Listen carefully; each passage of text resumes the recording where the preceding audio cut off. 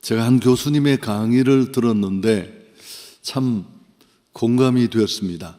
나이가 들수록 축하하는 것보다 자랑을 많이 하는 그런 경향이 우리에게 있다고 합니다. 사실 이런 친구나 벗들은 가장 경계하고 멀리 해야 될 사람이다. 그렇게 그분이 말하면서 배우자 자랑, 자식 자랑, 돈 자랑, 이 세 가지는 안 하는 게 좋다. 그렇게 얘기를 하더라고요. 그러면서 이 배우자 자랑, 자식 자랑, 돈 자랑, 이 세 가지 중에 가장 조심해야 할 게 한 가지가 있는데 그게 뭘까요? 그렇게 묻는데 자식 자랑이었습니다. 자식 자랑을 할 게 많은 분들도 있지만 대부분의 경우 우리의 현실은 그렇지 않습니다. 걱정이 더 많으니까요. 가장 상처받는 것 1위가 친구가 자식 자랑할 때라고 합니다. 우리 모두 주의할 필요가 있습니다. 갈라디아 교회에도 이런 문제가 있었는데요.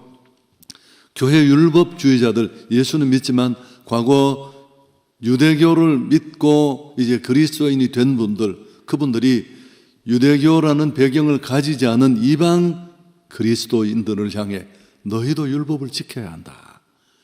그렇게 요구하고 교회를 뒤흔든 게 갈라디아서의 배경이잖아요. 그들은 할례가 필요 없는 이방 그리스도인들이 할례 받게 한 것을 자신들의 자랑거리로 그렇게 삼았습니다.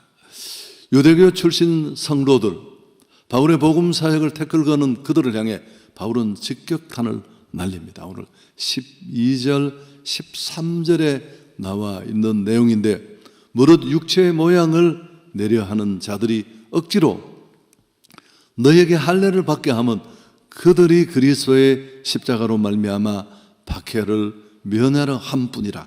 할례를 받은 그들이라도 스스로 율법은 지키지 아니하고 너희에게 할례를 받게 하려 하는 것은 그들이 너희의 육체로 자랑하려 함이라. 자랑이라는 표현이 몇 번 나오는데요. 사도 바울이 이들을 공격하는 건 크게 세 가지입니다. 첫째, 너희가 할례는 받았지만 다른 율법을 지키지 않지 않느냐. 어불성설이다. 또 둘째, 갈라디아 교회 성도들에게 억지로 할례 받게 하려 한 것, 그걸 자랑하는데 그게 자랑거리냐. 우리가 이렇게 많은 이방인들에게 할례를 받게 했다. 그렇게 공을 내세우고 자랑하고 싶어 했습니다. 특히나 예루살렘에 있던 유대교 지도자들에게 이걸 과시하고 싶었던 겁니다. 또 한 가지, 세 번째 공격의 이유가 뭐냐면 박해를 피하기 위한 나름대로의 꼼수였습니다. 당시 예수를 믿는다는 것은 유대교로부터의 박해를 부르는 일이었습니다. 그런데 우리가 이렇게 예수를 믿기는 하지만 그래도 우리는 예수 믿는 사람들에게 율법의 준수를 말하고 할례를 지키게 했다. 그러면서 그 공격을 피하려 하는 의도가 있었다. 이런 내용입니다. 근데 바울은 이런 유대교 율법주의자들, 지금 그리스도인이 되었지만 그들을 향해 성토하고 난 후에 자기 안에 있는 또 한 가지 자랑을 소개하고 선언합니다. 14절, 오늘 중심 구절인데 함께 읽습니다. 그러나 내게는 우리 주 예수 그리스도의 십자가 외에 결코 자랑할 것이 없으니 그리스도로 말미암아 세상이 나를 대하여 십자가에 못 박히고 내가 또한 세상을 대하여 그러하니라. 너희가 온갖 것 다 자랑하는데 내가 정말 자랑하고 싶은 것은 우리 주 예수 그리스도의 십자가밖에 없다.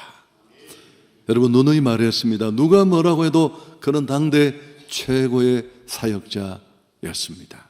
내세울 게 많았고요. 가문, 지식, 혈통, 하나님을 위한 일, 그가 세운 그 많은 교회, 수없이 많은 사람들을 주께로 돌아오게 한 것, 그건 내세우고 자랑하지 않았습니다. 그는 은혜를 받고 난 후에 십자가만 자랑하겠다. 고린도전서 2장 2절에는 보면 심지어 십자가 외에는 아무것도 알지도 않겠다, 그렇게 작정까지 합니다. 십자가는 사실 굴욕이고 치욕이고 저주 아닙니까? 형벌 중에도 너무 지독해서 반역자나 극악무도한 죄인에게만 이 형벌을 제한적으로 적용했습니다. 사람들은 십자가의 죽음을 부끄러워했고 치욕으로 여겼는데 바울은 그 십자가를 자랑하겠다, 그 십자가만을 알겠다, 거듭 결심하고 다짐합니다. 기독교는 십자가의 종교입니다. 십자가는 기독 신앙의 핵심이라고 말할 수 있습니다. 십자가를 떠나서는 기독교를 설명할 수도 없고 존재할 수도 없습니다. 십자가 밑에서 교회가 시작되었고 우리 성도들이 비롯되었기 때문에 그렇습니다. 바울은 자신의 삶을 통해 십자가를 드러내고 십자가를 자랑하는 삶의 본을 보였습니다. 자, 우리가 잘 알지만 중요한 전환은 바울은 왜 이렇게 십자가에 붙잡혀 있었을까? 심취했을까? 왜 십자가만 알기로 하고 자랑한다고 했을까요? 잘 아시죠? 그는 십자가의 능력을 경험했습니다. 다메섹으로 가는 길에 부활하신 주님을 인격적으로 만났습니다. 그리고 복음이 얼마나 위대하고 복음이 인간의 죄를 어떻게 끝내는지를 자신이 온몸으로 경험한 사람입니다. 복음을 막연히 아는 게 아니라 그 복음의 능력을 온몸으로 경험하고 복음에 눈 뜬 것입니다. 그 이후에 복음 전하는 자들을 핍박하고 괴롭히던 그가 뭐라고 말합니까? 로마서 1장 16절에 수없이 인용했습니다마는 내가 복음을 부끄러워하지 아니한다. 이 복음은 모든 믿는 자에게 구원을 주시는 하나님의 능력이 된다. 죄로 묶인 인간에게서 죄를 끊어낼 수 있는 유일한 길은 이것밖에 없습니다. 선행, 공로, 율법의 준수, 그 어떤 것으로도 오직 예수 그리스도의 보배로운 피, 그분이 피 흘려주신 그 십자가의 은혜 구속만으로 가능합니다. 이 복음은 모든 믿는 자에게 구원을 주시는 하나님의 능력이다. 인간은 죄 때문에 불행하고 힘들어하는데 고린도전서 1장 18절에도 십자가의 도가 멸망하는 자들에게는 미련한 것이요 구원을 얻는 우리에게는 하나님의 능력이 됨이라. 로마인에게 십자가는 흉물스러운 사형틀이잖아요. 우리에게 십자가는 하나님의 능력입니다. 19세기 영국의 시인 윌리엄 쿠퍼는 십자가의 구원을 이렇게 노래했습니다. 거기에만, 오직 거기에만 이신론자가 뭐라고 떠들든 무신론자가 뭐라고 헛소리를 하든 거기에만, 오직 거기에만 구원의 능력이 있다네. 십자가는 구원의 능력이고 사랑의 증표고 또 승리의 확실함입니다. 그래서 그는 이 십자가의 구원의 능력을 깨닫고 난 다음에 이 십자가를 전하는 일에 자기 인생을 걸었습니다. 주 예수께 받은 사명, 곧 은혜의 복음 전하는 일을 마치려 하면은 나의 생명을 조금 더 귀한 것으로 여기지 않는다. 복음의 가치를 알고 나면 복음을 위해 살게 됩니다. 바울은 선교사가 되었고 저는 목사가 되었고요. 자연스럽게 전하는 자로 부름 받았음을 깨닫게 됩니다. 빚진 자 의식, 나만 예수 믿고 구원받아 끝나는 게 아니라 전달해야 될 책임이 있고 전하지 못했다면 우린 빚을 진 것입니다. 로마서 1장 14절에도 헬라인이나 야만인이나 지혜 있는 자나 어리석은 자에게 다 내가 빚을 졌다. 복음의 은혜를 받아 전달의 의미를 깨달은 우리는 열방을 보면서 선교 한번 가봐야지, 그런 정도가 아니라 빚 갚아야지, 그런 마음을 가져야 합니다. 가치를 알기에 인생을 던집니다. 제가 늘 말했지만 진짜 부끄러운 건 부끄러운 것이 뭔지를 모르는 게 부끄러운 것입니다. 복음이 얼마나 가치 있는지를 모르면 전도하는 교회가 시시해 보이고 그 교회의 일이고 성도의 사명인데, 바울처럼 복음이 자랑스럽지 않다면 복음을 제대로 경험하지 못했을 가능성이 높습니다. 여러분, 그 가치를 모르면 부끄럽잖아요. 제 지인 중에 한 사람이 자기는 결혼을 잘못했다고 생각해요. 자기는 훨씬 나은 여자를 만나야 되는데, 이 얘기도 많이 했죠. 길을 갈 때 한 5m 떨어져서 뒤에 가요. 저 여자와 나는 아무 상관이 없습니다. 내 아파서 병원에 입원하니까 달려올 사람 누구예요? 아내뿐이에요. 지금까지 함께하고. 그 나중에 이제 죽을 때 직전에 알게 되는 거죠. 그 가치를 고마워하고 회개하겠지만, 사랑하는 여러분, 기독인으로서 진짜 나의 모습을 알고 싶지 않습니까? 내가 부풀려서 스스로도 너무 많이 위장하고 가식을 떨어서 착각하는 내 모습이 아니고, 직분 이런저런 이유 때문에 아니 담임 목사님인데 그게 뭐가 의미가 있어요? 신앙은 그것과는 사실 껍데기와는 다를 수 있습니다. 진짜 내가 어떤 신앙인인지 알고 싶다면 내게 복음은 어떤 위치에 있는지를 보면 됩니다. 이 말이 더 어렵죠. 복음은 내게 어떤 의미가 있는지를 보면 진짜 내 신앙의 본전을 알게 된다는 겁니다. 그런데 신앙이 내게 어떤 위치에 있는지를 아는 가장 쉬운 점검표 하나가 나의 자랑이 무엇인지를 보면 됩니다. 여러분, 친구들 만나고 또 막 떠들고 얘기하는 날 뭘 가장 많이 자랑하는가요? 나 이런 대학 나왔어. 우리 아이 연봉 어마어마해. 내 최근에 책 샀다. 봤나?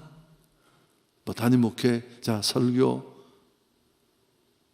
또 교회 카페, 특별 프로그램.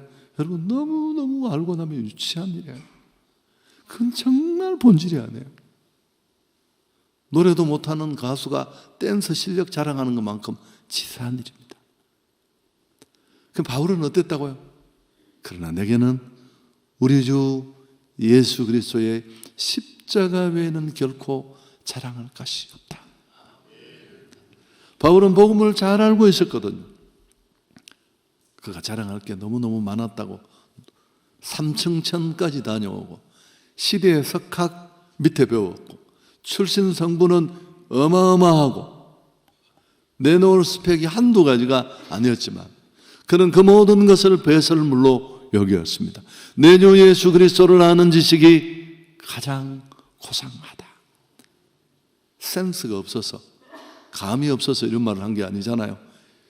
예수가 그리스도라는 이 정보는 죄로 묶고 있는 모든 사람을 풀어내는 유일한 길입니다. 그리고 교회만이 줄 수 있는 굿뉴스고, 우리가 침묵하면 아무도 들을 수 없고 그 책임을 우리를 잡고 있습니다. 그 무엇으로도 누구도 대신할 수 없습니다. 교회만이, 복음만이 이 자유를 가능케 합니다.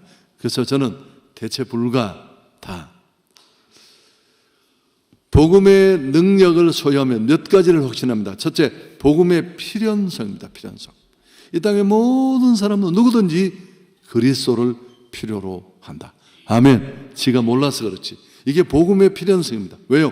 인간은 구원이 필요한 존재이니까요. 존재론적으로 보면. 왜? 다 죄를 가지고 태어나고 죄 때문에 고통받고 죄값으로 죽고 영원한 심판, 형벌받고 행복할 수 없으니까 예수 만나지 못하면 지옥 가야 합니다. 지식이 많고 돈이 많고 적은 것과는 무관하죠. 두 번째, 복음의 절대성입니다. 예수님을 대신할 것은 이 땅에는 없습니다. 예수 아닌 다른 누구도 아닙니다. 천하인간의 구원을 얻을 만한 다른 이름을 우리에게 주신 적이 없다. 철학, 선행, 공로, 그 무엇으로도 불가능합니다. 세 번째, 복음의 완전성. 예수 믿기만 하면 구원받습니다. 그것이 모자라기에 우리가 무언가를 추가적으로 더해야 할 필요는 전혀 없습니다. 예수님으로 충분한 줄 믿습니다. 예수는 그리스도가 됐습니다. 갈라디아서의 잘못이 여기에 있죠. 유명한 얘기 할까요? 김중건 목사님 CCC를 만든 이분은 참 존경해야 될 분이라고 저는 생각하는데, 시간은 좀 다르지만 지금은 고인이 되었지만 그분이 한때 캠퍼스에 수없이 많은 청년들을 모아놓고 내가 질문하면 무조건 답은 예수 그리스도라고 여러분은 대답하십시오. 그리고 그가 한 말은 내 인생 문제 어떻게 해결할까요? 그럼 그렇게 많이 모인 학생들이 예수 그리스도, 내 힘으로 안 되는 습관적인 죄악 어떻게 할까요? 예수 그리스도. 방황하는 사람 어떻게 다시 거듭날 수 있나요? 예수 그리스도. 심각한 인간관계 문제 어떻게 풀 수 있습니까? 예수 그리스도. 지금 힘들게 살아가는 내 가족과 친지에게 정말 주어야 될 가장 필요한 것은 예수 그리스도. 이 나라 대한민국 어떻게 살릴 수 있을까요? 예수 그리스도. 도오늘 목사를 보고 그렇게 오해하는 분이 계신데요. 목사님이 너무 국가관이 투철을 하지 않고 국가를 위해서 기도하지 않는 것 같다. 전혀 그렇지 않습니다. 저만큼 국가를 걱정하고 기도하는 사람이 많지 않을걸요. 그건 그분이 아시겠지만 그렇지 않습니다. 복음을 경험하게 되면 그런 문제는 저절로 해결이 되는 것입니다. J. 스티로 박스터는 교회가 도덕에 대해서 설교하는 것이 아니라 십자가에 달려 죽으시고 부활하신 그리스도를 설교할 때 우리 사회의 도덕은 회복된다. 도덕을 가르쳐서 도덕이 회복되었으면 예전에 되었겠지만, 정치를 말해서 정치가 좋아졌을까요? 아니요. 편만 나누어지고 무슨 이야기 하나 하면 개떼처럼 달라들어서. 제가 그랬다고 했잖아요, 과거에. 그래서 제가 잘 안 하는 거예요. 옛날 미국 대통령 누굽니까? 아버지 아들 다 했던 부시 대통령. 예수 믿고 뭐 변화받아 좋아졌다고 제가 어디서 책에 읽고, 그분이 이렇게 알코올 중독을 끊고 했다니까 그 장애인협회 경산지부 회장님이 나가다 제 팔을 딱 잡고 한쪽 팔로, 나 오늘 목사님한테 너무 실망했다고.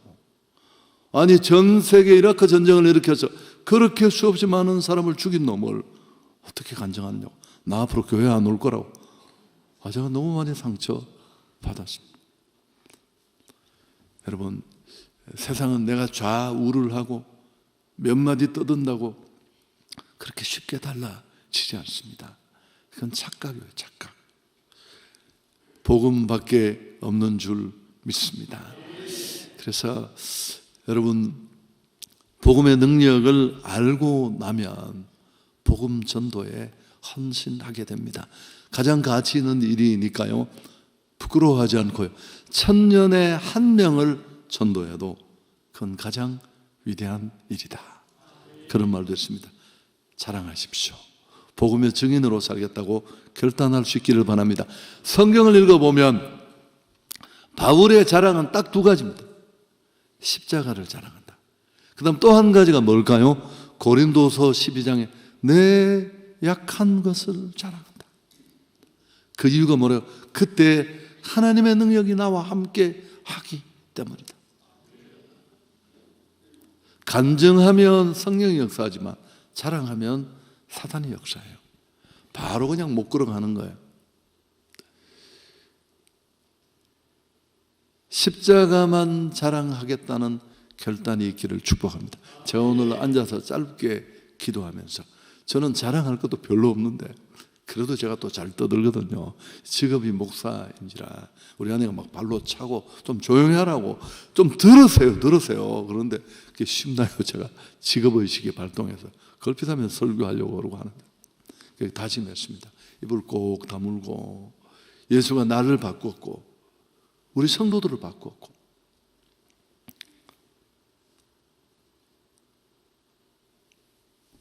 얼마나 많은 사람이 복음을 만나 그 인생이 송두리째 바뀌는 그 현장에 내가 서 있었고, 지금도 예배 시간에 그들을 보고 있는데 여러분, 뭐가 자랑할 게 뭐가 있겠습니까? 십자가의 삶이 공동체에 미치는 영향은 어마어마합니다. 갈라디아서 여러분 힘드셨지만 그래도 대상으로 은혜 받았다는 분이 계세요. 참 희귀한 일이긴 하지만 여러분, 복음은 이 갈라디아 1장에 복음은 불신자에게 필요한 줄 알았는데 오히려 이미 그 복음을 받고 예수 믿은 우리에게 필요하더라는 겁니다. 왜요? 그리스도인의 삶의 문제가 종종, 관계 문제가 아주 가끔, 아주 많이 복음으로부터 시작하기 때문에 그렇습니다. 내가 어떤 은혜를 받았는지를 알면 그렇게 목이 위로 올라갈 수가 없어요. 복음을 더 깊이 이해하고 적응할 때 우리는 진짜 예수의 사람이 될 수 있고 우리 믿음은 진보하게 될 줄 믿습니다. 그리고 내가 복음을 통해 의롭다 여김을 받았고 무엇보다도 그 크신 하나님을 향해 아버지라고 부를 수 있는, 야, 이건 진짜 압권의 축복이죠. 기도가 짐이 아니라 얼마나 축복이고 무거운 멍에를 진 우리의 날개라는 것 다시 알게 되었습니다. 진리 안에 주신 그 자유가 방종처럼 이제 마음대로 죄짓고 마음대로 살아야 되고 율법은 상관없어 라는 자유가 아니라 섬겨야 될 자유입니다. 스스로 종되어 묶는, 그래서 율법을 성취해내는 자유라는 것. 오늘 십자가 중심으로 살겠다는 결단이 이 갈라디아서를 끝내는 우리 안에 있기를 축복합니다. 그리고 그 마지막이 이제 내가 자랑할 것은 십자가밖에 없다. 복음을 위해 살겠다. 한성교회는 그렇게 결심한 교회라고 저는 생각합니다. 그래서 우리는 모든 일정을 다 정리를 했고요. 2번의 전도, 2번의 선교만을 하는데 그분 모시기에는 여전히 아쉬운 게 많지만 2025년 행축 와와를 위해서도 여러분 함께 달려갈 수 있기를 바랍니다. 오늘 오후에 진군식인을, 이게 뭐 하는 겁니까? 우리가 영적 군대로 일어나는 것입니다. 그리스도의 또 한 가지 정체성이 여기에 있습니다. 나 예수 믿고 구원받고 은혜 받아서 그냥 조용히 신앙생활을 끝내는 게 아니라 하나님의 거룩함을 드러내고 또 불신자들을 오감 붙잡고 메고 있는 죄와 사탄과 싸워 그들을 빼앗아 하나님을 예배하는 자로 싸워 돌려내야 될 책임이 우리에게 있는 줄 믿습니다. 디모데후서 2장 3절에 너는 그리스도 예수의 좋은 병사로 나와 함께 고난을 받아라. 네가 바로 이 싸움의 군대라는 것을 분명히 말합니다. 여러분, 좋은 군사는 착한 군사가 아니에요. 첫 번째는 현실인식이 중요합니다.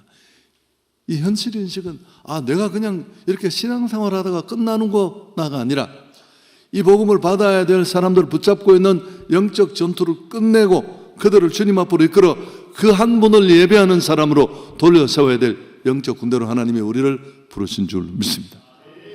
제가 얘기도 하는데 내가 너무 감동스러워서 사실 이 얘기는 오래전에 스크랩을 해두었어요. 막 군대 간다고 머리 빡빡 깎고 뭐 애인하고 헤어지고 울고 논산훈련소 앞에 끌적거리다가 이제 집합 시간이 11시인데 갑자기 문이 열리면서 딱 들어갔더니만 문이 닫히고 막 군화 같은 거 던져주더니만 웬 군인 한 명이 야 이 XX 새끼들아 그러니까 갑자기 오합지돌들이 줄을 막 쫙 서고 이게 뭐예요? 정체성을 알게 돼. 내가 이제 군대에 왔구나. 조졌구나. 나는 이제 이 의식만으로도 훈련 없이 딱 여러분 이게 정체성. 오늘 진군식은 이런 날입니다. 내게 강 같은 평화 부르면서 커피에서 카피나 마시고 볼때기 다 흘려가지고 여러분 이게 우리 삶에 필요하지만 우리의 진정한 정체성은 영혼을 위해 싸우는 영적 전투의 군대라는 것입니다. 아멘. 오늘 이 예배를 통해 진군식을 통해 이 의식이 우리 안에 있었으면 좋겠습니다. 두 번째, 순종하는 것, 고난도 함께 받는 것. 군대는 그 말 자체에 무게감이 있잖아요. 죄 어둠의 세력에 맞서 복음을 위해 싸워야 되고 그렇게 부르심을 받았습니다. 교회의 역할이 무엇입니까? 십자가를 증거하는 것. 요한 뇌슬레의 말을 우리 함께 읽으면서 오늘 설교를 끝내겠습니다. 하나님 외에는 두려워할 것이 없고 죄밖에 부끄러워할 것이 없으며 십자가 외에는 자랑할 것이 없는 사람 100명만 있으면 세계를 개조할 수 있다. 하나님 외에는 두려워할 것이 없고 죄밖에는 부끄러워할 것이 없으며 십자가 외에 자랑할 것이 없는 사람 100명만 있으면 세계를 우리는 뒤집을 수 있습니다. 좋으신 하나님께 영광을 돌립니다.